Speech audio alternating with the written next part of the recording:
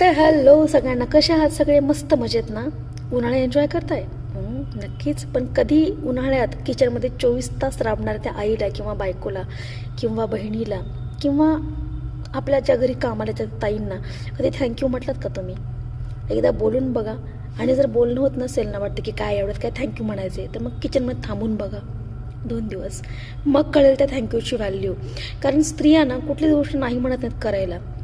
आता ज्या नाही म्हणत असतील ना, त्या वेगळ्या असतील, त्या या प्लॅनेटवरच्या नसतील मला तरी असं वाटतं. कारण कुठली स्त्री आपल्या परिवाराला उपाशी ठेवेल असं मला वाटत नाही. पण जी खरंच उन्हातानात सुद्धा तुमच्यासाठी मरमर करून सगळं बनवते, थंडी असू दे, पाऊस असू दे किंवा ऊन असू दे, करतेच.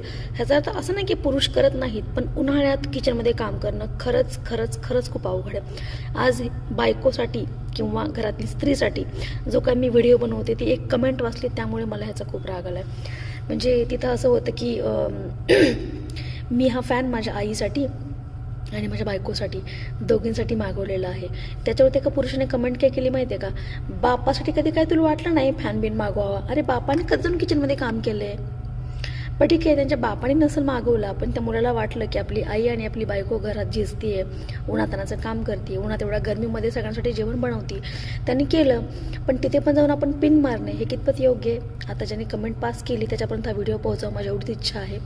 पण खरंच आपल्या घरातली कुणी असू द्या किंवा कधी कधी किचनमध्ये बाबा पण कुणा स्वयंपाक बनवतात, माझे नवरा पण कधी कधी स्वयंपाक बनवतो, त्यांना पण थँक्यू बोला. कारण एका थँक्यूने ना ती झालेली मरमर, जळजळ, तकतक हे सगळं निघून जाते. कारण किती पण काम करू द्या, केलेल्या कामाचं कौतुक जर न करता म्हटलं ना, थँक्यू, तू खूप काही केलं आमच्यासाठी, किंवा बाबा तुम्ही खूप काही केलं आहे, अहो परत हुरूप येतो त्या माणसाला. बाकी काहीच नाही सांगायचं आहे मला. प्रत्येक वेळी प्रत्येक कामाचा मोबदला हा फक्त कौतुकानेच नाही, तर फक्त एका थँक्यू या शब्दाने पण दिला जाऊ शकतो. एवढंच म्हणायचं आहे. पटलं तर नक्की पुढे शेअर करा. थँक्यू.